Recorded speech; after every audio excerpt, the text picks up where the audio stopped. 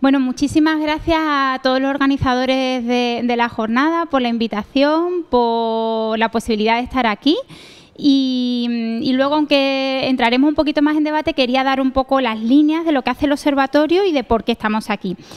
Para empezar, siempre me gusta contar una historia, no sé si sabéis la del pescador, además viene muy bien para el caso de hoy, la de ese pescador que estaba en un lago tranquilo, un pescador de mediana edad, que pescaba todos los días 6 peces, 2 los devolvía al lago, 2 se los llevaba a su casa para comer y otros 2 lo intercambiaba con los vecinos por otros bienes.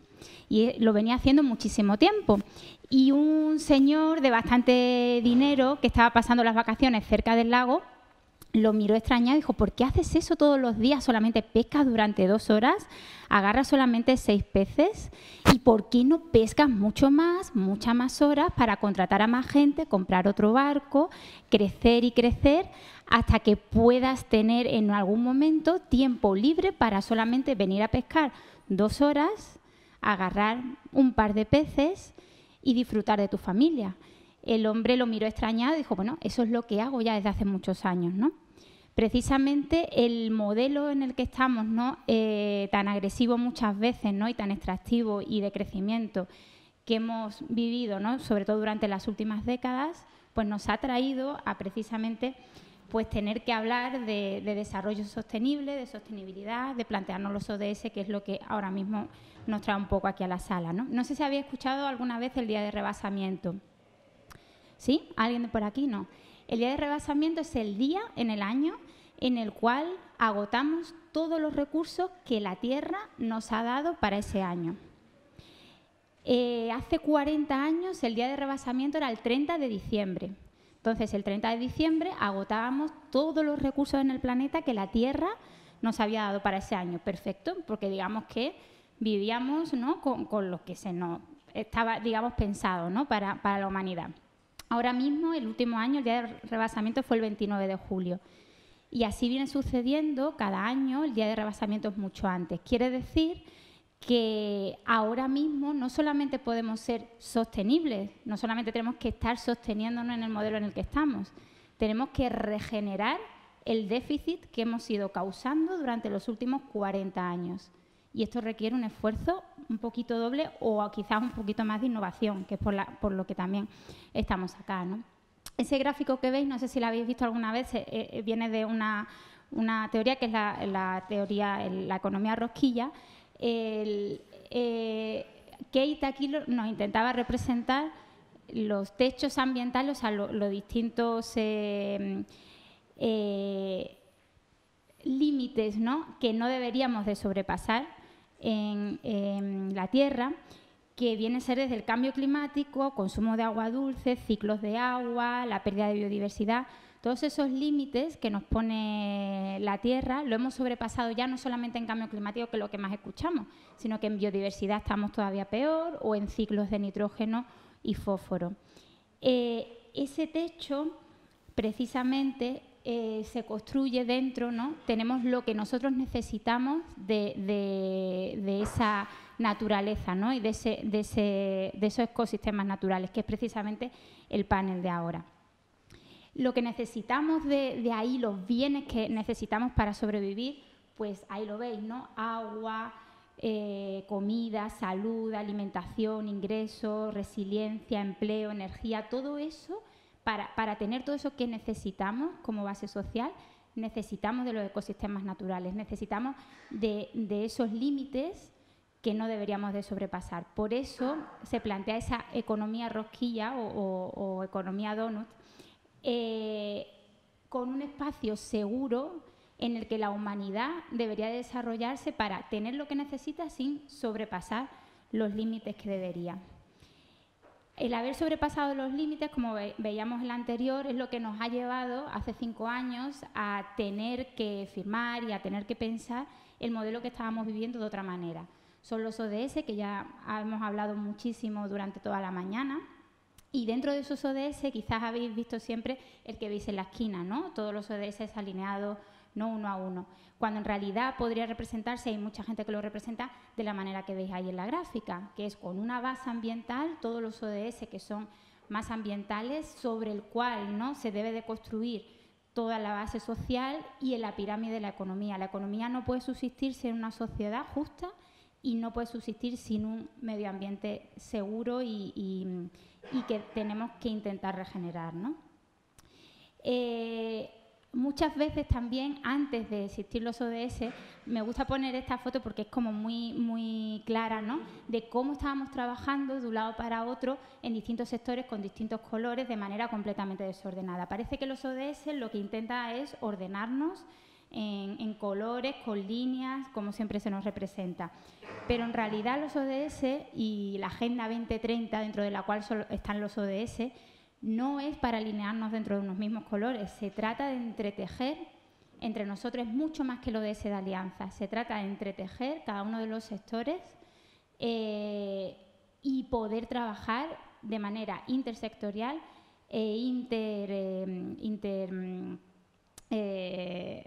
tanto intersectorial como de diferentes sectores, interactoral, ¿no?, como queramos ahí decir.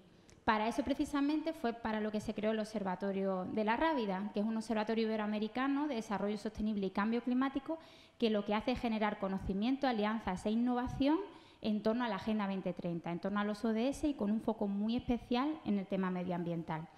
Precisamente ahí lo que nosotros hacemos es unir a esos distintos sectores y actores que son fundamentales para el desarrollo sostenible y para regenerar los ecosistemas, unirlos y no inventar la rueda, sino ver lo que cada uno está haciendo positivo y poder entretejer distintos proyectos e iniciativas conjuntas.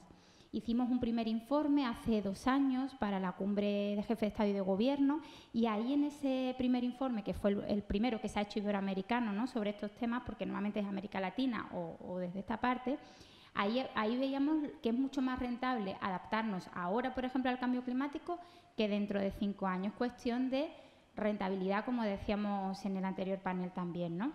Igual el agua, es mucho más rentable invertir en sostenibilidad de agua ahora que dentro de 5 años. Igual pasa con residuos. Cada vez que invertimos, ¿no?, en sostenibilidad ahora es mucho más rentable que hacerlo dentro de unos años. Y realmente estamos en un momento muy crucial, como ya hemos dicho, en los que los consumidores piden otra serie de cosas y necesitan otra serie de servicios. Y por eso también es un momento súper bueno para repensar las cosas.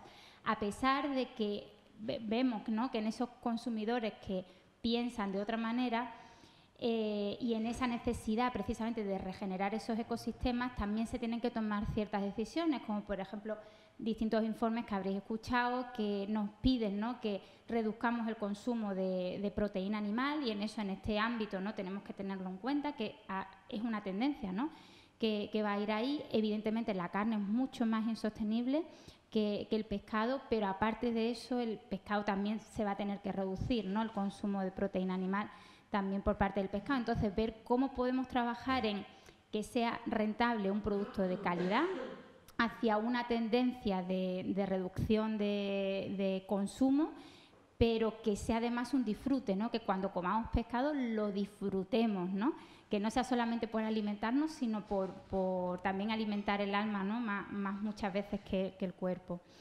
Ahí por eso nos planteamos esos sentidos de economía circular, de todo lo que estamos hablando hoy, ¿no?, de repensar realmente el modelo. Y a mí me gusta también ver cómo este es un momento súper importante, ¿no?, para ver cómo los consumidores van cambiando, cómo es un momento tan decisivo, cuando vemos la diferencia desde hace 25 años ahora, que son lo que diferencian estas dos fotografías.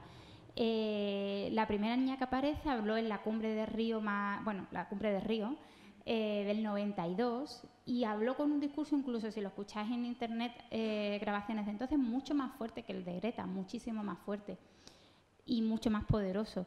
Lo único es que no estaba en el momento adecuado. Obviamente las redes ahora ayudan mucho, la población es otra, la conciencia es otra y el momento es otro. Y aquí también podemos aprovechar ese momento para repensar las cosas de otra manera.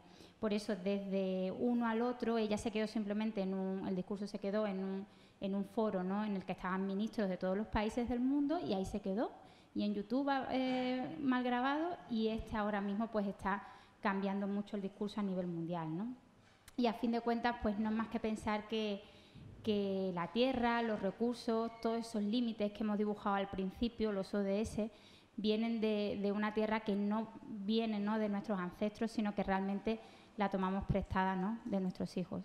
Así que con esta reflexión lo que me gustaría ahora mismo es dar paso al panel con los invitados de hoy, bueno, de este taller, y poder a partir de aquí un poco ver conclusiones y de qué manera podemos mejorar en esta sostenibilidad ambiental del sector. Muchas gracias. Aunque os vayáis presentando directamente vosotros, ¿no?, porque yo creo que será mucho mejor simplemente deciros que tenemos a Alberto Ruiz de Nutreco Iberia, a Diego Amores de Entomo Agroindustrial y a Xavier Córdoba de Bioibérica. Primero tenemos, ¿no?, nos va a presentar Entomo. ¿Voy yo primero? ¿Sí? ¿No? Vale. ¿Parece o no? ¿Sí, Ángela? Venga. Vale, pero me pongo ahí, ¿cómo? Sí, puedes ponerte si quieres. A ver, preséntanos un poco a ti mismo. Sí, vale, dar una charla desde abajo. Para ponérselo, ¿o no? La cosa es que no puedes pasar.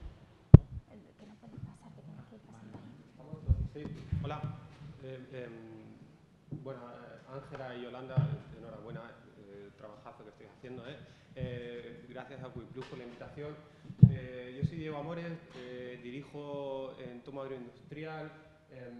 Básicamente la misión de la empresa no es otra cosa que la de desarrollar soluciones industriales para el tratamiento de materia orgánica usando insectos, y una de las materias primas que podemos obtener a partir de los insectos que criamos en estas soluciones industriales pueden ir destinadas a la acuicultura, al igual que hay otras materias primas que obviamente pueden ir destinadas a otros sectores o también a la acuicultura, pero no solo centrarnos en la proteína, que es como el highlight del tema de los insectos, pero ¿por qué no hablar del quitosano? ¿O por qué no hablar de los péptidos? ¿O por qué no hablar de otros beneficios, otros valores añadidos que podemos encontrar con la aplicación de esta tecnología?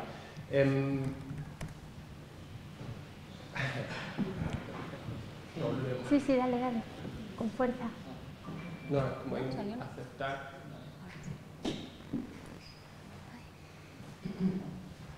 No quiero. Bueno, da igual. Utilizamos en estos proyectos industriales, utilizamos la mosca soldado negra. Hay un reglamento europeo del 17 que habilita el uso de insectos en acuicultura, y entre ellos, entre los insectos que se incluyen en ese reglamento está la mosca soldado negra. La hemos utilizado principalmente por su capacidad de bioconversión y la escalabilidad del proceso, porque no olvidemos que la clave de todo está en ser capaces de poder entrar en un mercado de volumen. Vale, no os preocupéis por la presentación, sí, no hay problema. Si bien es cierto que la mayoría de la competencia se dedica a tener plantas de producción propias, nosotros hemos dado un paso atrás y nos hemos configurado como una empresa de servicios que comercializa los modelos industriales a terceros. Esto es, puede interesar el modelo industrial a una cervecera que quiere valorizar su bagazo, pero quizás también puede interesar ese modelo industrial a un productor de piensos que quiere incluir en su catálogo la harina de insectos. Nosotros lo que le ofrecemos es el proyecto de ingeniería, construcción, puesta en marcha, mantenemos el proceso productivo y en determinados casos nos encargamos de la comercialización del producto final, como es el caso de una cervecera que te dice: Diego, yo hago cerveza, yo no vendo harina de insecto. Entonces, bueno, nosotros nos podemos encargar de dar salida a esas materias primas. Es un conjunto de cadena de valor completa.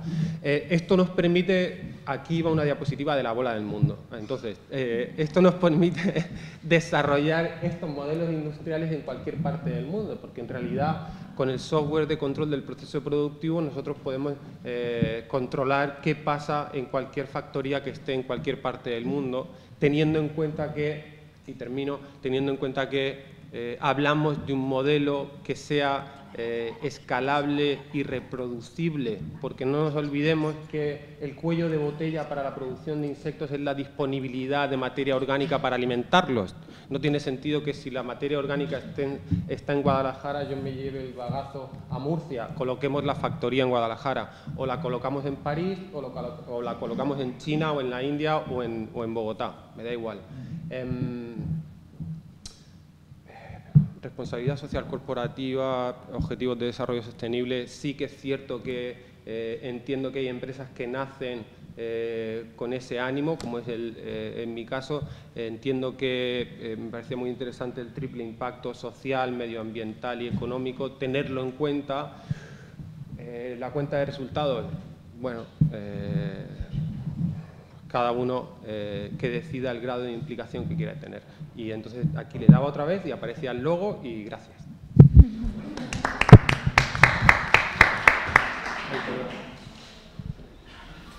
Bueno, vamos a ver si yo tengo más suerte. Bueno, la primera se muestra. Me siento aquí. No, quédate aquí si quieres. La veo aquí, la veis allí. No sé si este funciona. Hay que utilizarlo. Los dos. A dúo. Bueno, pues nada, gracias a los anfitriones por habernos invitado. Y bueno, nosotros somos productores de piensos. Yo trabajo para Nutreco, que es la compañía holding, y tenemos la división de piensos para peces y la otra y el resto de piensos, ¿vale? Y aquí pues hemos venido a hablar de acuacultura, ¿no? Entonces, bueno, para los que no nos conozcáis, es una compañía global. Veis ahí el número de empleados que tenemos en el mundo, los 2 millones de toneladas que producimos al año y la cantidad de países en los que operamos, ¿no? Entonces, esto hace mucho que el término de sostenibilidad sea muy cambiante. Skretting está en Noruega. Las conversaciones de sostenibilidad noruega os podéis imaginar que son muy diferentes a las que podemos tener en Vietnam. Entonces, eso ya condiciona mucho el discurso que vamos a dar, ¿no? Igual que las soluciones que tenemos para Nigeria, Ecuador y demás, ¿no? Más de 100 años también de historia, todo empezó allí en Noruega y bueno, ya llevamos unos cuantos años produciendo pienso.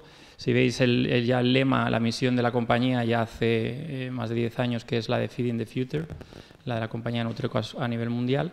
Y bueno, básicamente nos dedicamos a producir comida para estos 9.000, 10.000 millones de personas que vienen, con una serie de recursos, como ha comentado anteriormente, limitados, y en los cuales la eficiencia en todos los procesos va a ser la clave para que podamos llegar, y yo estoy seguro que vamos a llegar. Los pilares, como veis, y rápidamente, ahí trabajamos mucho la parte de productos, pues con piensos ya libres de harinas de pescado, de aceites de pescado.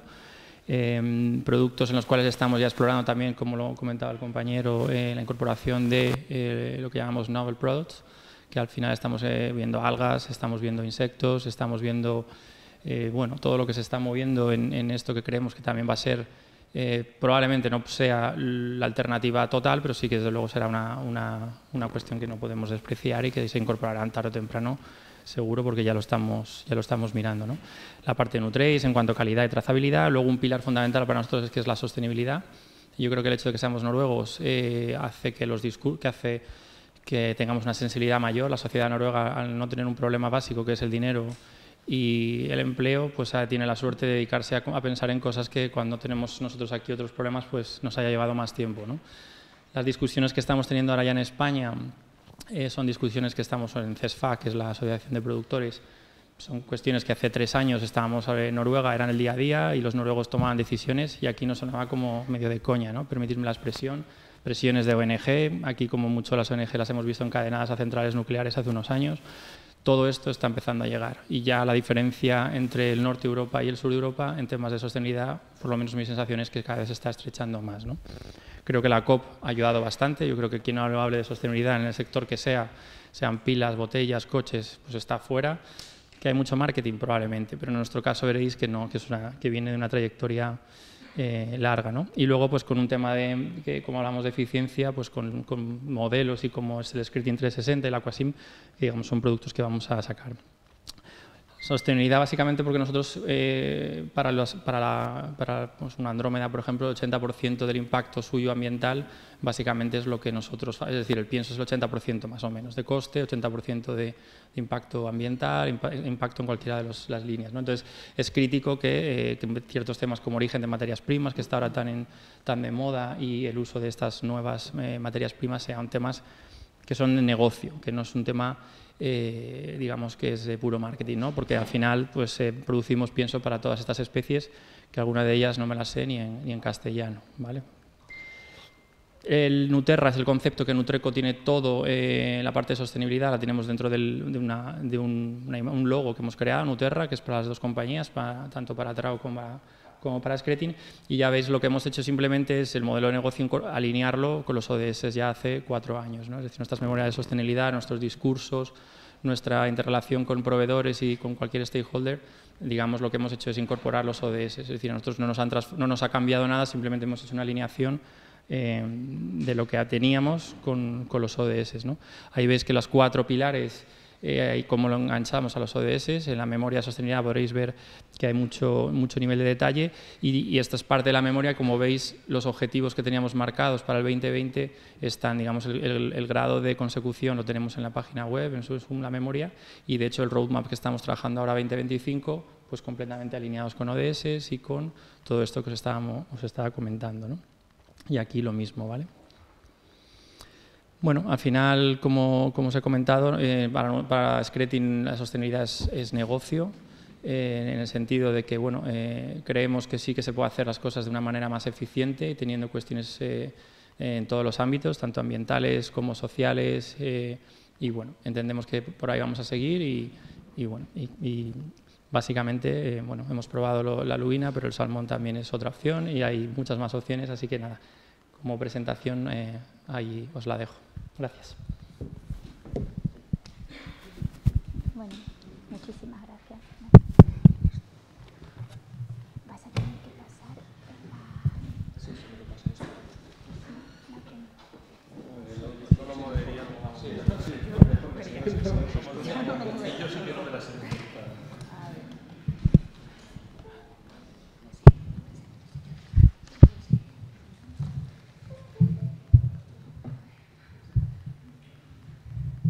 Mi nombre es Xavier Córdoba, trabajo en una empresa que se llama Bioibérica, una empresa que vive en la economía circular, como ahora vais a poder ver, y pertenece a un grupo de empresas que también viven de la economía circular. En concreto, recuperando coproductos, no les llamamos subproductos, y sacando de ahí productos de alto valor añadido, productos farmacéuticos, y otra vez volviéndolos a integrar dentro de la cadena. Somos clientes del cliente, por ejemplo, de Scretin, y a la vez Scretin es nuestro cliente. Entonces, más o menos intentamos cerrar el ciclo. Aquí. Bueno.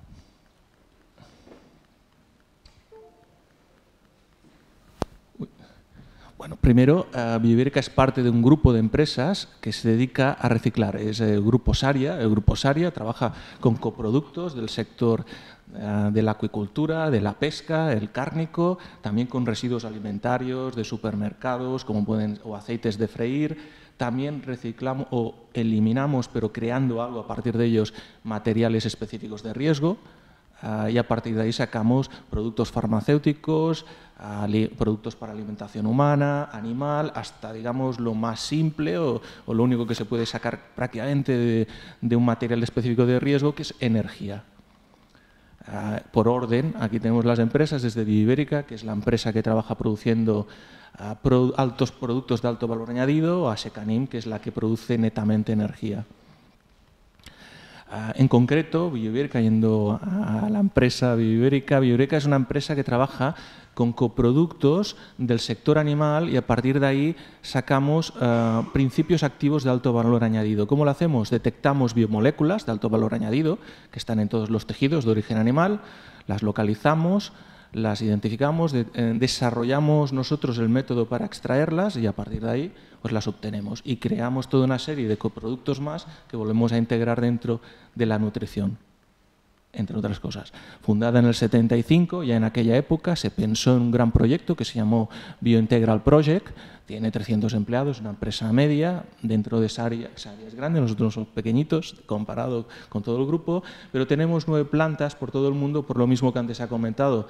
Vamos allá donde está la materia prima, no sé de qué, como tú comentabas, ir a buscar la materia prima lejos para traerla aquí crea una huella de carbono importante. Entonces, y aparte no es económico, entonces solemos tener plantas allá donde tenemos nuestros proveedores. Vendemos en más de 80 países, facturamos 350 millones y contribuimos de forma activa, por ejemplo, a la salud de 20 millones de personas o de 100 millones de animales o 2,5 millones de hectáreas. Creamos bioestimulantes Bioviverca. A nivel de economía circular, ¿qué podríamos decir? Nuestro objetivo siempre ha sido tener residuo cero. Entonces, producimos productos de alto valor añadido, como pueda ser la heparina, que somos el primer fabricante del mundo de este anticoagulante, que lo producimos a partir de coproductos de la industria pesquera, de la acuicultura o mataderos, coproductos de origen animal. Y a la vez, cuando obtienes ese producto farmacéutico, generamos toda una serie de coproductos que volvemos a convertir en productos. Y esos productos los integramos dentro del sector de la nutrición animal o nutrición vegetal. También, como vais a poder ver luego, en una gráfica muy simple, reciclamos todo lo que son los auxiliares industriales, incluido la energía si la consideramos un auxiliar. Aquí está un esquema básico de qué hace Bioviverca, y prácticamente lo hacemos con todos nuestros productos. Trabajamos con coproductos de origen animal, a partir de ahí, a veces, no siempre, utilizando agua que reciclamos y volvemos a incluir dentro de los siguientes procesos o para regar nuestros jardines, o bien la depuramos y devolvemos al medio, con disolventes que los rectificamos desde hace más de 30 años. Es caro comprar disolventes, los rectificamos y los volvemos a utilizar. Con energía, trabajamos, por ejemplo, con concentradores de triple efector para aprovechar la energía de la primera caldera para alimentar la segunda, la tercera, esto ya desde hace años. Producimos productos, por ejemplo, farmacéuticos de alto valor añadido. La heparina, no sé si la conocéis, es un anticoagulante, se utiliza si tienes enfermedades del corazón, en cualquier tipo de cirugía en el mundo, morirían muchos millones de personas si no hubiera heparina. Pues producimos productos como la heparina y de ahí obtenemos subproductos que van al sector de la nutrición animal y al sector de la nutrición vegetal. Y ahí volvemos a cerrar el ciclo produciendo animales que van a darnos unos subproductos que van a alimentar otra vez nuestra empresa. Un ejemplo de los muchos que tenemos son los hidrolizados proteicos de origen natural. Trabajamos con 10 toneladas de mucosa intestinal porcina, que es una parte muy pequeña del cerdo, no llega ni a un 10%, ni un 1% del peso del cerdo. ¿Por qué? Ahí obtenemos 1 kilo de parina a partir de 10 toneladas. 10 toneladas equivalen más o menos a 10.000 cerdos. Se obtienen como coproductos 9,5 toneladas de hidrolizados proteicos, ricos en péptidos bioactivos, que luego os voy a explicar, y media tonelada de grasa, que a la vez se integran en nutrición vegetal, creando quelatos, o en nutrición animal, tanto a nivel como fuente de energía la grasa, como a nivel proteico y de péptidos bioactivos, lo que es la proteína obtenida de este proceso. Y esto, que aquí veis que son 10 toneladas, son 10.000 cerdos, lo multiplicamos por 25.000 veces al año. Trabajamos, en otras palabras, con 250.000 toneladas de mucosa intestinal porcina, que es el equivalente a 250 millones de cerdos. Más o menos, si consideramos la peste porcina africana, lo que ha matado en China, viene a ser 1/3 de los cerdos del planeta. Este hidrolizado, a la vez, creamos heparina, pero es que el hidrolizado proteico lo hemos valorado hasta un nivel, gracias a los procesos que aplicamos sobre él, para crear un producto que no solo es un buen nutriente, muy digestible, está autorizado para todo tipo de animales, incluidos rumiantes, al estar hidrolizado, sino que es rico en péptidos bioactivos, que mejoran la salud intestinal de los animales y a la vez esto tiene dos efectos. Una, mejoras la digestibilidad, pero de forma no porque sea muy digestible. Actuamos directamente sobre la expresión de ciertos genes, o actúa directamente y hace que la capacidad digestiva de los animales mejore. Y segunda, y esto es una cosa que estamos estudiando actualmente, mejoran la resistencia de los animales a las proteínas vegetales, sobre todo cuando hablamos de animales carnívoros, que son prácticamente todos los animales cuando son jóvenes o casi todas las especies que estamos cultivando actualmente en acuicultura. Y después, obviamente, esto es lo más claro, reducimos la dependencia de recursos naturales, tanto de la pesca, y a pescar peces para alimentar peces es lo más antinatural, creo, o antiecológico que existe. Y lo segundo, tampoco dependemos tanto de los recursos, por ejemplo, agrícolas. No hay que plantar soja, que la soja significa que tengas que cortar bosques, plantar soja, etcétera. Y aparte, la Unión Europea, como todos sabemos, es dependiente de países de fuera de la Unión Europea. Entonces, ayudamos de varias formas al medio ambiente, creando un producto que mejora la eficiencia de los animales y a la vez dependiendo menos de los recursos naturales. Aquí, bueno, simplemente os enseño estos productos, dos de los productos que son estas proteínas hidrolizadas, y vuelvo a redundar. A partir de un coproducto creamos un producto, un fármaco, y a partir de los coproductos que se crean de la creación del fármaco creamos un producto que mejora el rendimiento de los animales y reducimos el consumo de recursos naturales. Bueno, os he puesto un ejemplo solo, tenemos varios más. Esto no llega a ser ni un 5% de la actividad económica de Bioibérica. Bioibérica se basa básicamente en lo que antes os he comentado, aprovechar subproductos para crear productos de alto valor añadido, y una filosofía que nos impusimos hace más de 30 años, generar residuos cero. Todo lo que salga de Bioibérica tiene que salir con etiqueta y con nombre y venderse. Y bueno, ya está, este es el resumen. Y cobrarse, obviamente. Vosotros pagáis bien.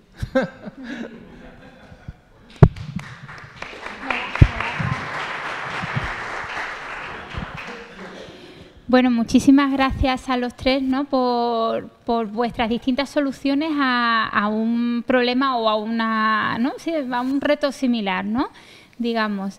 Yo os quería preguntar, tenemos algunas preguntillas ahí. Y antes que nada, os quería preguntar o que nos ayudéis a reflexionar cómo habéis cambiado, o sea, si ha habido un cambio de modelo, ¿no?, de incorporación de sostenibilidad en vuestro modelo anterior, o ya habéis nacido, digamos, con esa esencia, ¿no?, de plantear la innovación y la sostenibilidad ante el reto de fabricar algo diferente, ¿no? Nosotros es que actualmente, si no hiciéramos esto, no podríamos existir, y no existiría prácticamente la producción de parina en el mundo occidental, que es donde somos los líderes y demás. O lo hacemos o lo hacemos.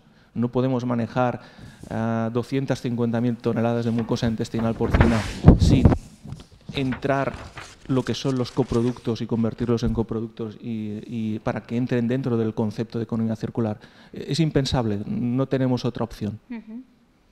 Aparte, nos genera unos beneficios interesantes también. Bueno, nosotros producir piensos ya llevamos muchos años, ¿no? Y quizá ha evolucionado menos o tan radical, ¿no?, como yo creo que son lo que hacen ellos.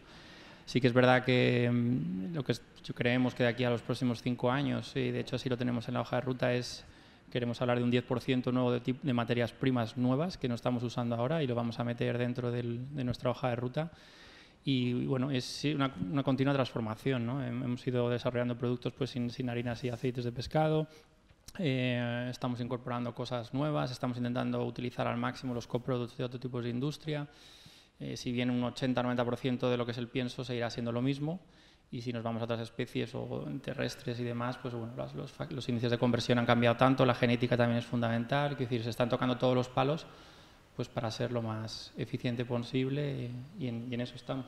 Quizá menos transgresores, ¿no?, o menos innovadores, ¿no?, en ese sentido.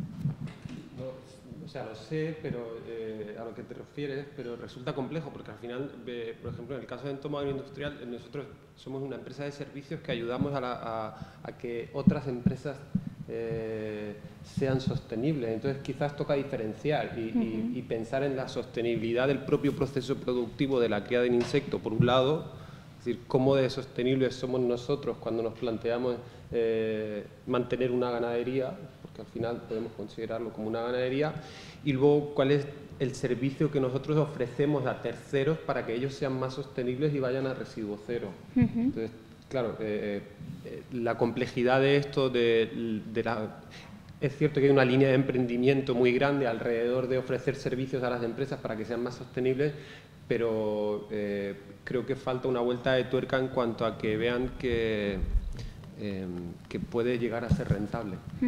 Y aquí hay un problemilla pequeño. De hecho, el concepto yo creo que va un poco más allá. Tú puedes, en este caso, estar generando un residuo que te cueste cero y no hacerle caso.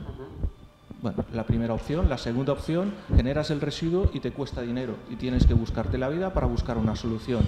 Pero es que la tercera opción que veo yo es que no es produzco, estoy en un país que me permite generar un residuo y que me cuesta cero, no, es que ese residuo no te cuesta cero, ese residuo es una oportunidad que estás perdiendo.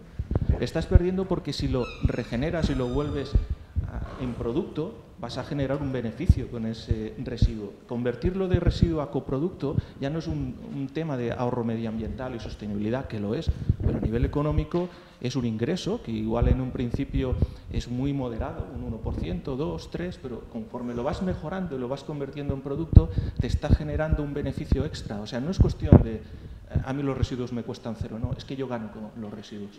Fíjate que a mí como emprendedor, no sé si...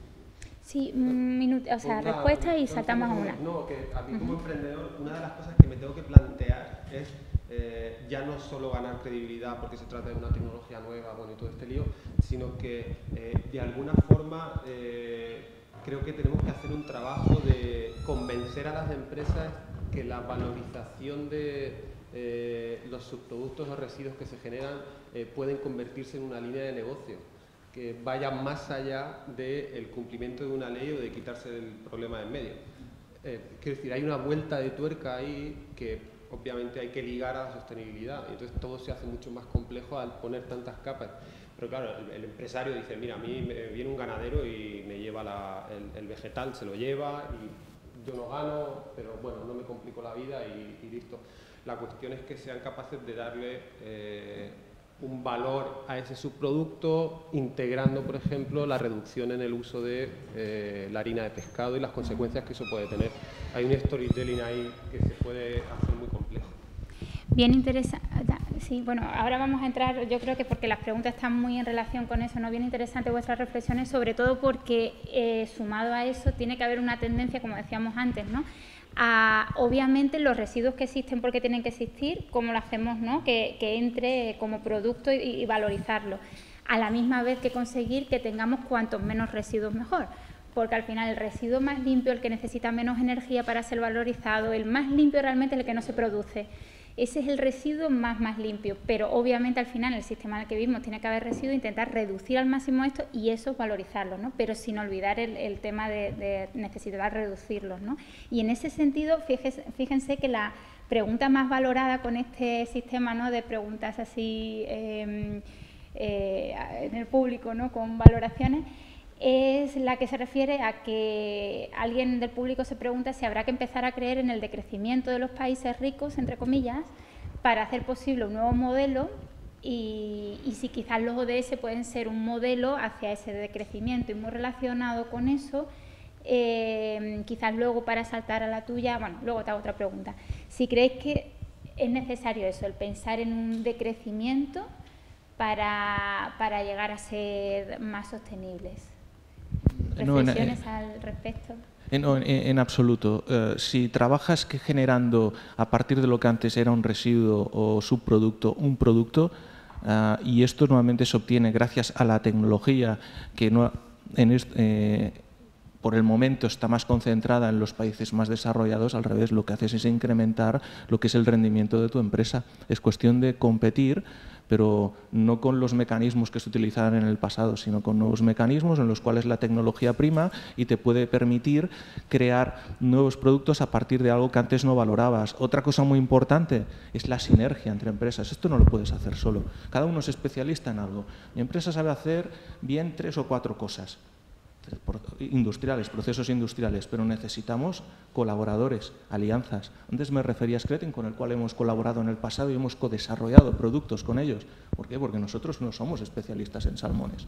Y estas alianzas son necesarias totalmente si quieres, en este caso, mantener, obviamente desarrollar los países menos desarrollados, pero mantener también el lideraje de los países que actualmente están en la primera línea. Un ejemplo es Noruega. Noruega no ha parado de estar en la primera línea mundial. Cuando tuvieron en Noruega el tema de que ya no tenían para cultivar más salmones, comenzaron a reaprovechar las plataformas esas que tienen en el mar para crear los salmones allá con nueva tecnología, con lo cual no veo que una cosa vaya con la otra. Alberto y Diego, ¿alguna reflexión? Hay una reflexión que estamos, pero es muy general, y es, o sea, los países avanzados no creo que haya un retroceso. Para un mantenimiento, lo que sí que escucho, por ejemplo, en Holanda, que somos holandeses, lo que se está percibiendo, lo que hay es un rechazo de la sociedad en cuanto a la producción de animales en general, y sobre todo los terrestres. Es decir, Holanda no quiere que se produzcan animales en su terreno, o sea, quieren comerlos, pero lo asocian a un sector contaminante, dañino. Es tremendo, ¿no? Entonces, habrá que producirlos fuera. Entonces, está claro que África es donde estamos entrando. Todas las compañías grandes están entrando en África, que es el vergel y será donde será el crecimiento brutal. En Asia también, en la India estamos entrando. Pero bueno, los holandeses también son súper avanzados en este sentido, en forma de pensar y demás. Yo no creo que en unos sectores como ese en España son claves y no creo que haya retroceso. Habrá un mantenimiento, porque la población tampoco se espera que crezca, con lo cual habrá un mantenimiento, y al revés, hay que verlo como una oportunidad en otras zonas geográficas del mundo, ¿no? Que me parece tan complicada la pregunta que, bueno, al final creo que probablemente sí que tengamos que valorar como es que toda esta parte de RSC, de responsabilidad social corporativa, de impacto medioambiental, creo que estamos sacando de la ecuación al propio consumidor, y entonces probablemente no sé si vamos a disminuir nuestro consumo y eso puede tener implicaciones. Puede ser que en algunos sectores, textil, bueno, pueda funcionar más o menos, pero quizás en la industria agro lo que yo me estoy encontrando ahora mismo y lo que creo que estamos viendo es que las propias empresas o grupos empresariales están tratando de educar al consumidor para que tome decisiones que estén relacionadas con el impacto medioambiental de los productos que consumen.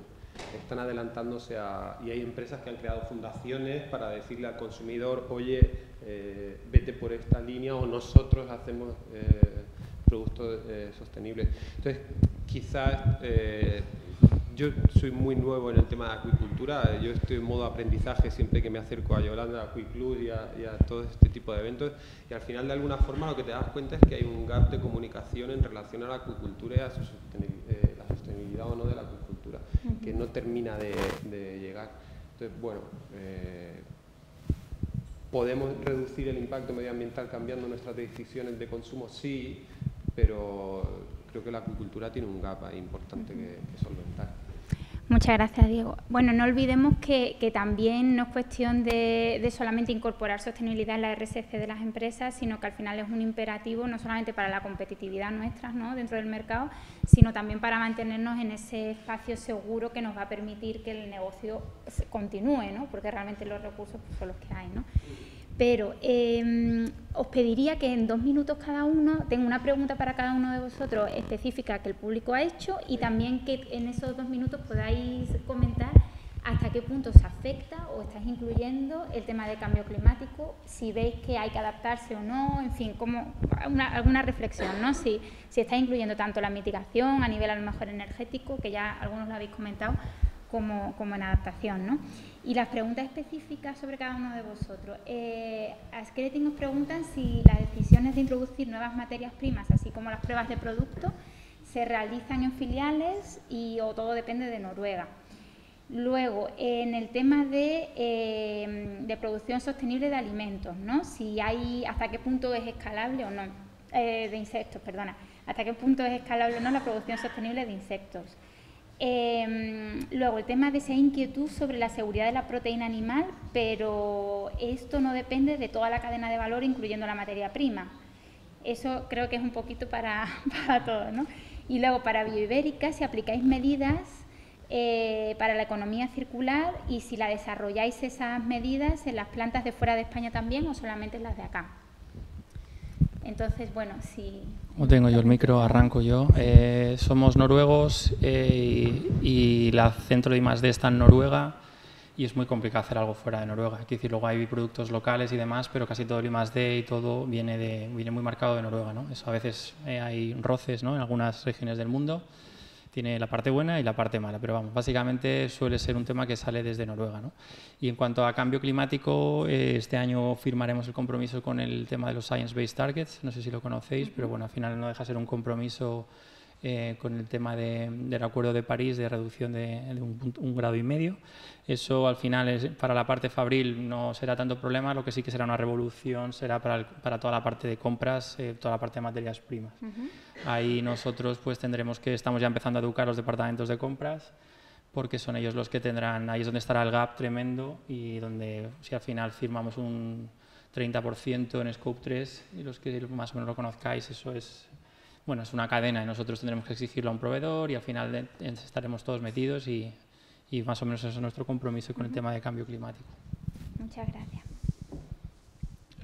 Relacionado primero con la seguridad de las proteínas o los productos de origen animal, por ejemplo, en nuestro caso, antes de que apareciera la enfermedad de las vacas locas, mucho antes de que se supiera que es un prión o se extendiera a nivel público, por poner un ejemplo, nosotros ya hicimos un proceso, validamos nuestro proceso para cualquier tipo de inactivación viral o priónica. Entonces ya estábamos preparados.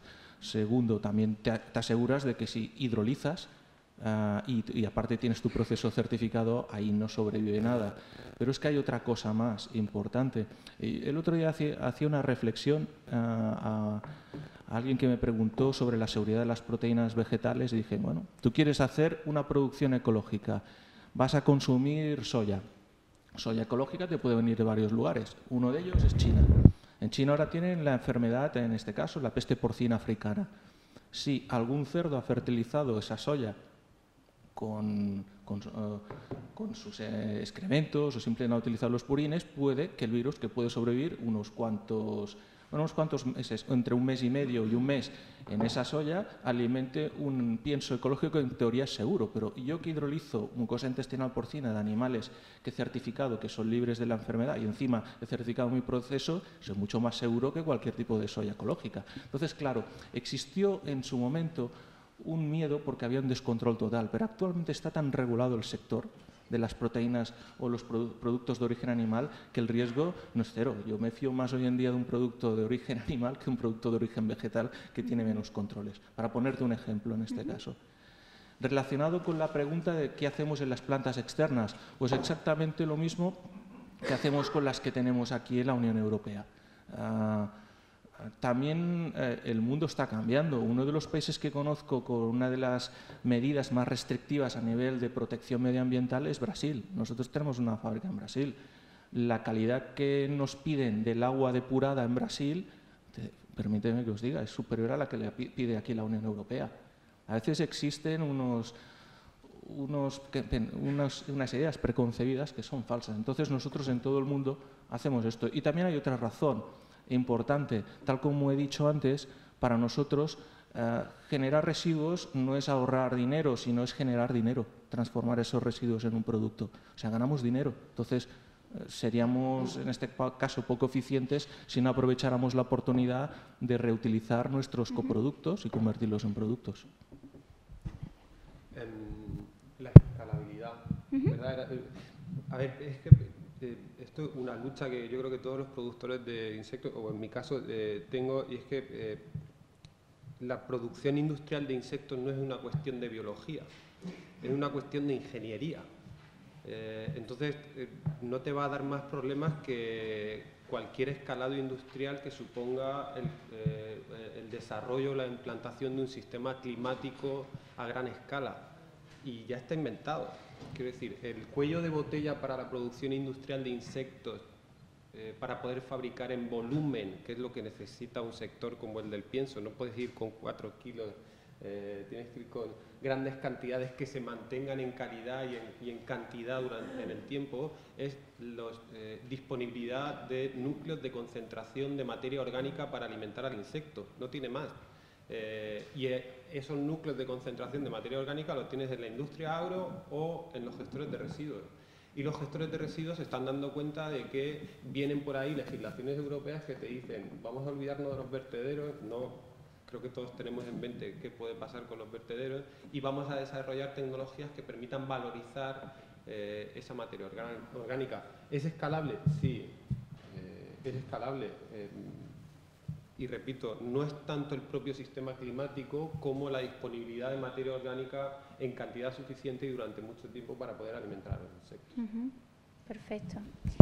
Pues muchísimas gracias, ¿no?, a los tres por responder a las preguntas, por este debate que creo que ha sido bien interesante, y a todos vosotros y vosotras, los que estáis también en streaming, ¿no?, por escucharnos, y damos paso a la siguiente mesa. Muchísimas gracias.